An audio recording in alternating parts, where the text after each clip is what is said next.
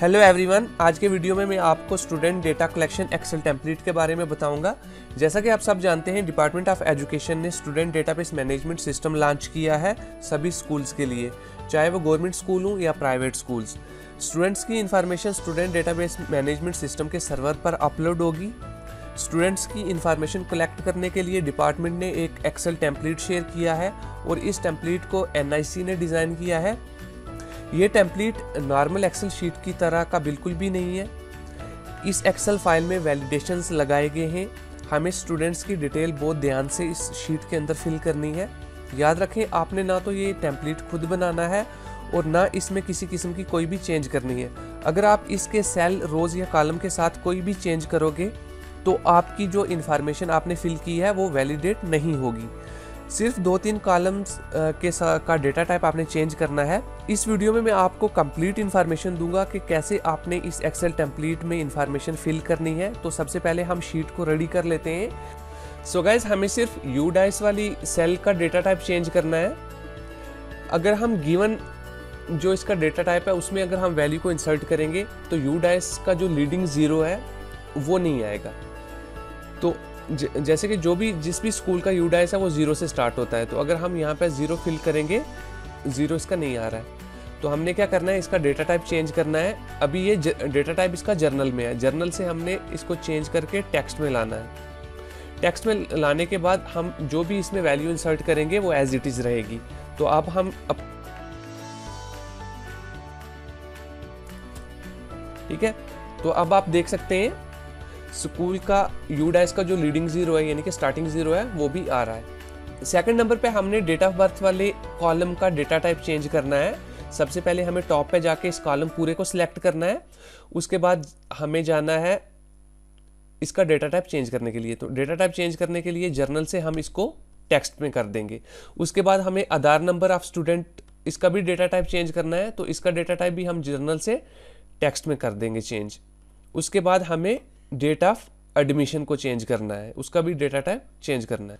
तो date of admission वाले column को भी हम AC कॉलम को सिलेक्ट कर लेंगे। तो उसका भी डेटा टाइप हम क्या करेंगे, जर्नल से टेक्स्ट चेंज कर देंगे। अब ये हमारे लिए जो शीट है ये बिल्कुल रेडी हो चुकी है। अब हमें इसमें डेटा एंट्री स्टार्ट करना है। तो डेटा एंट्री स्टार्ट करने से पहले हमें इस पूरी एक्सेल शीट को समझना है। इस एक्सेल शीट के अंदर टोटल 4 शीट्स हैं। शीट नंबर 1 में हमें इंस्ट्रक्शन बताई गई है। इस इंस्ट्रक्शन को हमने पढ़ना है। पढ़ने के बाद ही हम डेटा एंट्री को स्टार्ट करेंगे। एक्चुअल जो हमारी डेटा एंट्री होगी वो स्टूडेंट डेटा यानी कि शीट नंबर 2 में होगी। इसके अंदर हमें स्टूडेंट्स की सारी डिटेल, सारी इंफॉर्मेशन फिल करनी है। शीट नंबर 3 है फील्ड डिस्क्रिप्शन एंड वैलिडेशन। इसमें वैलिड रिस्पॉन्स दिए गए हैं कि कौन से सेल में कौन सा रिस्पॉन्स जो है वो वैलिड है। हम अपनी मर्जी से क्लास भी नहीं लिख सकते, हम अपनी मर्जी से कास्ट, लैंग्वेज, रिलीजन कुछ भी नहीं लिख सकते। सब चीज़ों के कोड दिए गए हैं फील्ड डिस्क्रिप्शन एंड वैलिडेशन वाली शीट में। तो जो जो हमें कॉलम फिल करना है उसके अकॉर्डिंग हम क्या करेंगे, फील्ड डिस्क्रिप्शन एंड वैलिडेशन वाली शीट को ओपन करके उसके कोड्स देख के हम क्या करेंगे, इंफॉर्मेशन को फिल करेंगे।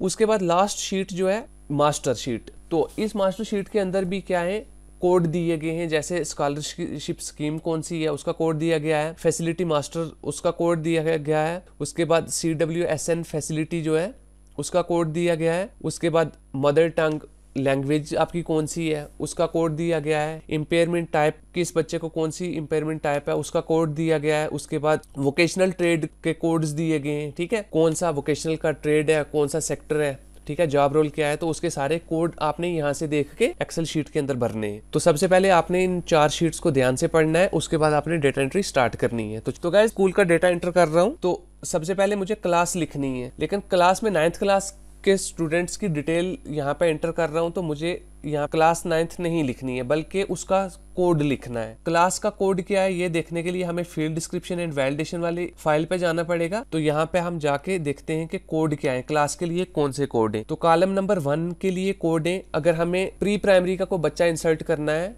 तो उसके लिए हमें क्या करना है, PP2 लिखना है। अगर प्राइमरी का है तो उसके लिए PP1 लिखना है। अगर क्लास फर्स्ट है तो उसके लिए 1 लिखना है, क्लास 2 के लिए 2 लिखना है, थर्ड के लिए 3 लिखना है, इसी तरीके से हमने 12th तक लिखना है। अब मैं स्टूडेंट डेटा वाली शीट पे जाता हूँ, तो मैंने फर्स्ट स्टूडेंट की एंट्री करनी है, उसकी क्लास क्या है, 9th क्लास है, तो मैंने 9th नहीं लिखना बल्कि सिर्फ 9 लिखना है, क्योंकि फील्ड डिस्क्रिप्शन एंड वैलिडेशन वाली जो शीट है उसमें आप देखो तो क्लास 9th का कोड जो है वो 9 है, तो हमने यहाँ पे 9 एंटर किया है। उसके बाद सेक्शन कौन सी है, सेक्शन का कोड भी देखने के लिए हमें फिर से फील्ड डिस्क्रिप्शन एंड वैलिडेशन वाली शीट में जाना पड़ेगा। तो यहाँ से हम कॉलम नंबर 2 में जाते हैं। कॉलम नंबर 2 में सेक्शन दी गई है, तो सेक्शन में यहाँ पे टोटल 5 सेक्शंस हैं। सेक्शन ए का कोड 1 है, सेक्शन बी का कोड 2 है, सेक्शन सी का कोड 3 है। तो इसी तरीके से अगर आपके स्कूल में कोई भी सेक्शन नहीं है तो बाय डिफॉल्ट आप 1 लिखें, क्योंकि सेक्शन ए उसका वैलिड रिस्पॉन्स 1 है। उसके बाद जाते हैं रोल नंबर पे। रोल नंबर वही लिखना है जो आप एक्चुअल रोल नंबर है, क्लास का रोल नंबर, ठीक है, जैसे 1 2 3 जो भी है। अब नेम ऑफ स्टूडेंट मैंने लिखना है, नेम ऑफ स्टूडेंट मैं लिख लेता हूँ, स्टूडेंट का नाम लिख के उसके बाद जेंडर। जब हम जेंडर फिल करेंगे फिर से हमें फील्ड डिस्क्रिप्शन एंड वैलिडेशन वाली शीट में जाना पड़ेगा। तो जेंडर मेल के लिए कोड उसका 1 है, फीमेल के लिए कोड उसका 2 है और ट्रांसजेंडर के लिए उसका कोड 3 है। तो वैलिड रिस्पॉन्स यहाँ पे हमारा क्या है, 1 है, क्योंकि ये मेल है। उसके बाद हम इसकी डीओबी लिखेंगे, डीओबी इसकी हमने लिखनी है, तो डीओबी इसकी है, अगर आप इसका डेटा टाइप चेंज नहीं करोगे तो ये अपनी मर्जी से डेटा टाइप ले लेगा, चाहे वो शॉर्ट डेट का ले या लॉन्ग डेट का ले, तो फिर आपका जो इंफॉर्मेशन है वो वैलिडेट नहीं होगी। तो इसलिए जो एनआईसी ने स्टैंडर्ड बनाया है शीट का, हमने वही फॉलो करना है, DD-month-year, यानी कि date-month-year, उसी हिसाब से हमें। उसके बाद मदर नेम लिखना है, उसके बाद इसका फादर नेम लिखना है, ठीक है। उसके बाद गार्डियन नेम ऑप्शनल है, आप लिखना चाहो तो लिख सकते हो, नहीं तो इसको स्किप कर सकते हो, छोड़ सकते हो। उसके बाद आधार नंबर, आधार नंबर के लिए भी आपने क्या करना है, 12 डिजिट का स्टूडेंट का आधार नंबर आपने लिखना है। यहाँ पे आधार नंबर लिखने के बाद आपने स्टूडेंट का वो नाम लिखना है जो आधार कार्ड के ऊपर है, ठीक है। अगर करेक्शन है तो आधार कार्ड वाला नाम ही आपने यहाँ पे लिखना है। वो इसलिए लिखना है क्योंकि ये स्टूडेंट डेटाबेस मैनेजमेंट सिस्टम जो भी ये पोर्टल बन रहा है वो आधार बेस्ड है, तो इसलिए जो भी स्टूडेंट का नाम एज पर आधार है आपने वही फिल करना है। नेक्स्ट कॉलम है इसका एड्रेस क्या है, तो एड्रेस हम फिल कर लेंगे इसका। उसके बाद हमें पिन कोड फिल करना है, उसके बाद हमें मोबाइल नंबर फिल करना है जो भी है इसका। उसके बाद हमें अल्टरनेट मोबाइल नंबर या ईमेल आईडी स्टूडेंट का फिल करना है, तो ये ऑप्शनल है, आप चाहे तो फिल कर सकते हैं, चाहे तो छोड़ सकते हैं इसको। उसके बाद mother tongue, mother tongue fill करने के लिए column number 17, column number 17 fill करने के लिए आप यहाँ पे पहाड़ी, गोजरी, कश्मीरी नहीं लिख सकते हैं, ठीक है। आपने मदर टंग का कोड लिखना है, ठीक है।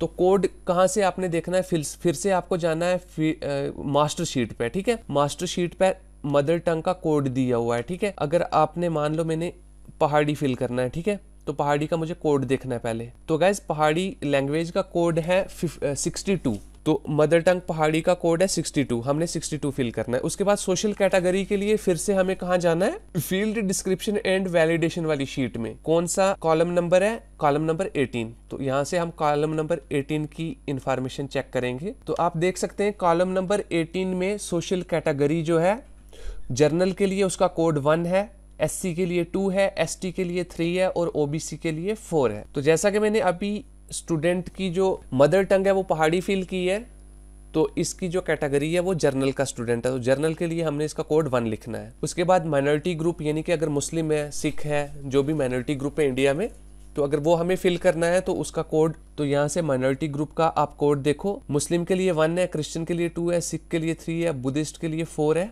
तो जो भी माइनॉरिटी कम्युनिटी है आप उसका कोड लिख सकते। तो गाइज ये स्टूडेंट मुस्लिम है तो हमने इसका कोड लिखना है 1। उसके बाद अगर स्टूडेंट जो है वो BPL का है तो हमने 1 लिखना है, अगर BPL का नहीं है तो हमने 2 लिखना है। तो यहाँ पे ये BPL से बिलोंग करता है, हम इसको 1 लिखेंगे। Whether student is AAY beneficiary, अगर है तो 1 लिखना है, नहीं है तो 2 लिखना है। इस केस में नहीं है तो मैं 2 लिखूंगा। Belongs to EWS disadvantaged group, अगर स्टूडेंट इकोनॉमिकली वीकर सेक्शन से बिलोंग करता है तो 1 लिखना है, अदरवाइज 2 लिखना है। तो इस केस में 2 आएगा तो मैंने 2 लिखना है। इज CWSN, अगर है तो 1 लिखना है, नहीं है तो 2 लिखना है। उसके बाद इसकी टाइप लिखनी है, अगर है तो, अगर कॉलम नंबर 23 में आप 1 लिखोगे तो यहाँ पे उसकी टाइप बतानी है आपने कि किस टाइप का है, अगर नहीं है तो आपको इस कॉलम को स्किप करना, छोड़ देना है। चाइल्ड इज इंडियन नेशनल, अगर इंडियन नेशनल है तो 1 लिखना है, अदरवाइज 2 लिखना है। Column number 26, child is out of school child, अगर इस क्लास में इनरोल्ड होने से पहले बच्चा किसी दूसरे स्कूल में पढ़ता था तो आपने 1 लिखना है, अगर इसी स्कूल का है तो 2 लिखना है। ये बच्चा इसी स्कूल का है तो मैं क्या कर लिखूंगा, 2 लिखूंगा। कॉलम नंबर 27 में पूछ रहा है when the child is main streamed, कब बच्चा मेन स्ट्रीम्ड किया गया था। तो इसके लिए फिर से हमें फील्ड डिस्क्रिप्शन एंड वैलिडेशन वाली शीट पे जाना है और कॉलम नंबर 27 को रीड करना है। ये बोल रहा है when the child is main streamed, कब बच्चा इनरोल्ड हुआ था। अगर इसी एकेडमिक ईयर में इनरोल्ड हुआ था तो 1 लिखना है, अगर पिछले एकेडमिक ईयर में इनरोल्ड किया था तो 2 लिखना है। हमने क्या लिखना है, 1 लिखना है। अगर बच्चा क्या है, इसी साल इनरोल्ड किया है इस स्कूल में तो इस कॉलम में 27 वाले कॉलम में 1 आएगा। उसके बाद हमने एडमिशन नंबर लिखना है। उसके बाद एडमिशन डेट है, याद रखें एडमिशन डेट वाले कॉलम का भी डेटा टाइप आपने टेक्स्ट ही रखना है। अगर आप कोई और डेटा टाइप रखेंगे तो आपकी जो शीट है वो वैलिडेट नहीं होगी, आपकी इंफॉर्मेशन येलो कलर से हाईलाइट हो जाएगी। वो मैं लास्ट में आपको वैलिडेट करके भी बताऊंगा। तो डेट ऑफ एडमिशन है इस बच्चे का, ओके। उसके बाद स्टूडेंट की स्ट्रीम लिखनी है। ये किसके लिए, हाई सेकेंडरी स्कूल के लिए है सिर्फ। अगर बच्चा 11वीं 12वीं का है, अगर 10th तक का है तो फिर इसको हमने छोड़ देना है इस कॉलम को। नेक्स्ट है previous academic year schooling status. ये फिर से हम फील्ड डिस्क्रिप्शन एंड वैलिडेशन वाली शीट में जाएंगे। यहाँ पे हम कॉलम नंबर 31 को रीड करेंगे। इसमें ये बोल रहा है studied in current or same school. अगर बच्चा previous academic year schooling status के है, अगर बच्चा इसी स्कूल में पढ़ रहा था तो कोड 1 आएगा। अगर बच्चा किसी अदर स्कूल में पढ़ रहा था तो कोड 2 आएगा। अगर बच्चा किसी आंगनवाड़ी सेंटर में था तो 3 आएगा। अदरवाइज अगर कोई और ऑप्शन है तो ऑप्शन नंबर 4 आएगा। तो इसके लिए हमें सेम स्कूल में है तो हमने 1 एंटर करना है। यहाँ पे क्लास बच्चे की कौन सी है, ठीक है। तो जो भी इसकी प्रीवियस क्लास है वो मैंने यहाँ पे इंसर्ट करनी है। उसके बाद admitted or enrolled under RTEREWS।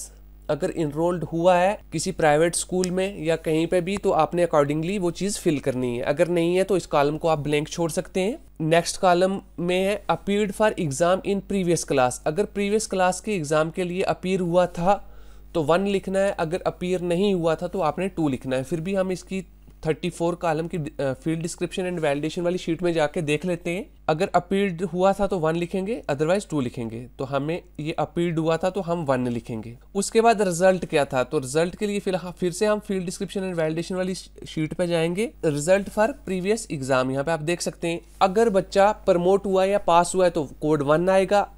अगर पास हुआ है ग्रेस मार्क्स के साथ तो कोड 2 आएगा। अगर डिटेन्ड हुआ है या फेल होके फिर से पास हुआ है या नहीं पास हुआ है तो कोड 3 आएगा। अगर एग्जाम के बिना बच्चा प्रमोट होके 2nd क्लास में गया है तो कोड 4 आएगा। तो हमारे केस में बच्चा पास हुआ है तो हमने 1 लिखना है। मार्क्स परसेंटेज जो भी है बच्चे की वो आपने लिखनी है। अब यहाँ पे लिखना है कॉलम नंबर 37 में कि बच्चे ने प्रीवियस ईयर में कितने दिन क्लास अटेंड किया है, यानी कि लास्ट सेशन में कितने दिन डेज क्लास अटेंड किया है। तो जितने डेज भी किया होगा तो वो आपने यहाँ पे फिल करना है। यूनिफॉर्म अगर बच्चे को मिली है तो आपने 1 लिखना है, अदरवाइज आपने 2 लिखना है। तो मेरे केस में नहीं मिली है तो 2 लिखना है। बुक्स भी नहीं मिली है तो 2 लिखना है। सेंट्रल स्कॉलरशिप भी नहीं मिला है तो 2 लिखना है। सेंट्रल स्कॉलरशिप स्कीम अगर जब मिला ही नहीं है तो उसके लिए हम कुछ नहीं लिख सकते, यहाँ पे इसको ब्लैंक छोड़ेंगे।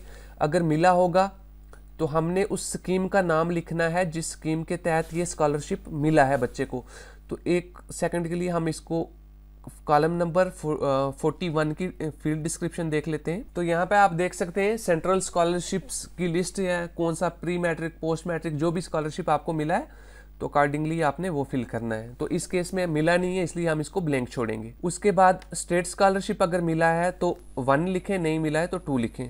अदर कोई स्कॉलरशिप मिला है तो 1 लिखें, नहीं मिला है तो 2 लिखें, ठीक है। अमाउंट अगर मिला है तो आपने फिल करनी है, नहीं मिला है तो आपने इसको ब्लैंक छोड़ना है। Facility provided to the CWSN, अगर कोई फैसिलिटी प्रोवाइड की गई है तो फैसिलिटी के कोड हैं, आप यहाँ से देख के आप उसको फिल कर सकते हैं। CWSN facility. Column number 46 specific learning disability, अगर को बच्चे को है तो 1 लिखें, अदरवाइज 2 लिखें। Type of specific learning disability, जो भी उसकी टाइप है, अगर पहले वाले में आपने 1 लिखा है तो ये आपको फिल करना है, अदरवाइज आपको इसको ब्लैंक छोड़ना है। अगर कोई स्पेक्ट्रम डिसऑर्डर है तो 1 लिखना है, अगर नहीं है तो आपने 2 लिखना है। उसके बाद अगर ADHD है बच्चे को तो 1 लिखना है, अदरवाइज आपने 2 लिखना है। उसके बाद अगर बच्चा किसी एक्स्ट्रा करिकुलर एक्टिविटी में इन्वॉल्व्ड है, जैसे स्पोर्ट्स हो गया या कोई और स्कूल में जो एक्स्ट्रा करिकुलर एक्टिविटी होती है, पेंटिंग, ड्राइंग वगैरह, तो आपने 1 लिखना है। अगर नहीं बच्चा इन्वॉल्व्ड है तो आपने 2 लिखना है। तो इस केस में बच्चा इन्वॉल्व्ड है स्पोर्ट्स के साथ, तो मैंने 1 लिखना है। उसके बाद वोकेशनल कोर्स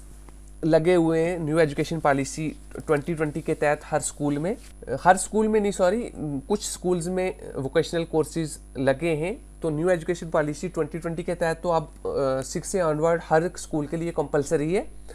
तो फिलहाल के लिए अगर वोकेशनल कोर्सेज किसी स्कूल में हैं, तो अगर हैं तो 1 लिखना है, अदरवाइज 2 लिखना है। तो हमारे स्कूल में वोकेशनल कोर्सेज हैं तो हमने 1 लिखना है। अगर हमने यहाँ पे 1 लिखा है तो हमें उसका ट्रेड और जॉब रोल भरना कंपलसरी है, ठीक है।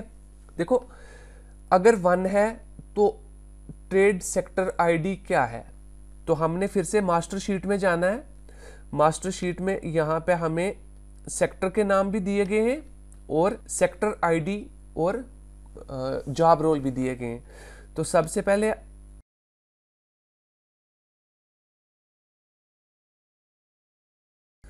तो मेरे को यहाँ पे 63 फिल करना है कोड इसका। अब जॉब और रोल और आईडी क्या है 63 की, तो यहाँ पे जो मेरे स्कूल में जॉब रोल होगा मेरे को वही फिल करना है। तो मेरे केस में हमारे स्कूल में है ऑटोमोटिव सर्विस टेक्नीशियन L3, तो मेरे को इसका कोड फिल करना है। तो कोड है इसका 14, तो मेरे को यहाँ पे स्टूडेंट डेटा एंट्री में 14 फिल करना है। तो अगर बच्चा प्रीवियस एग्जाम में वोकेशनल सब्जेक्ट के लिए अपीयर हुआ था तो आपने यहाँ पे लिखना है, अगर नहीं हुआ था तो इसको आप ब्लैंक छोड़ सकते हैं। तो मेरे केस में बच्चा इनरोल्ड नहीं हुआ था इसलिए मैंने इसको ब्लैंक छोड़ा है। तो अब हमें क्या करना है, एक बच्चे की एंट्री कंप्लीट हो चुकी है। अब मुझे सबसे पहले इस एंट्री को सेव करना है। सेव करने के बाद मुझे क्या करना है, इसको मैक्रो इनेबल करना है, तो मेरी वैलिडेशन चेक होगी। अगर मैंने मैक्रो इनेबल नहीं किया तो मेरी वैलिडेशन चेक नहीं हो पाएगी। तो मैक्रो इनेबल करने के लिए हमने ऊपर जाना है। ये यहाँ पे देख सकते हैं आप, सिक्योरिटी वार्निंग आया हुआ है, macros has been disabled. Macros जो है वो डिसेबल्ड है, हमें इस कंटेंट को इनेबल करना है। इनेबल पे हम क्लिक करेंगे तो कंटेंट जो है वो इनेबल हो गया है, ठीक है। अब मुझे क्या करना है, इसको वैलिडेट करना है। वैलिडेट करने के लिए मैंने वैलिडेट डेटा बटन पे क्लिक करना है। तो यहाँ पे आपने याद रखना है कि अगर मेरे डेटा एंट्री में कोई भी गलती होगी तो वो कॉलम या वो सेल जो है वो येलो कलर से हाईलाइट हो जाएगा। अगर कोई गलती नहीं होगी तो यहाँ पे एक पॉपअप बॉक्स आएगा, उसमें लिखा होगा कि डेटा वैलिडेटेड सक्सेसफुली, ठीक है। तो चलो वैलिडेट डेटा के ऊपर क्लिक करके देखते हैं क्या हमारी एंट्री सही हुई है या गलत हुई है। तो मैं क्लिक करता हूं, तो आप देख सकते हैं जो मैंने डेटा एंटर किया है उसमें कोई ना कोई गलती है, इसलिए ये दिखा रहा है इनवैलिड रिस्पॉन्स रिकॉर्डेड। तो गाइज मेरी डेटा एंट्री में गलती हुई है, इसलिए मेरे को दिखा रहा है invalid response record has been highlighted with yellow, ठीक है। अब मैं इसको ओके करूंगा। ओके करने के बाद मैं गलती ढूंढूंगा कि मैंने गलती कहाँ की है। तो चलिए एक एक करके सभी सेल्स को देखते हैं कि मैंने गलती कहाँ की है। तो गाइस गलती मेरी हुई है 32 नंबर कॉलम में। 32 नंबर कॉलम में ये पूछ रहा है class studies in previous academic year, के पिछले साल बच्चा किस क्लास में पढ़ रहा था। तो मैंने स्टार्टिंग में इसकी क्लास भरी हुई है गाइस 9th, आप यहाँ पे देख सकते हैं मैंने स्टार्टिंग में इसकी क्लास 9th भरी हुई है। तो अगर ये 9th क्लास में पढ़ रहा है तो पिछले साल 8th में होगा, ना कि 5th में। तो मुझे यहाँ पे 8 करना है। जो प्रीवियस एकेडमिक ईयर में 8th क्लास में था तो उसका कोड 8 है, इसलिए मैंने 8 किया है, ठीक है। अब और देख लेते हैं और कोई गलती है या नहीं है। तो गाइज इसमें एक ही गलती आई है, वो मेरे को येलो कलर से हाईलाइट होगी। अब फिर दोबारा से मैं इसको वैलिडेट करूँगा। सेव करें, सेव करना ना भूलें आप, हर एंट्री को सेव करना है आपने, ठीक है। तो फिर से मैं वैलिडेट करता हूँ इसको। तो आप देखो यहाँ पे मैसेज क्या दिखा रहा है, data has been validated successfully.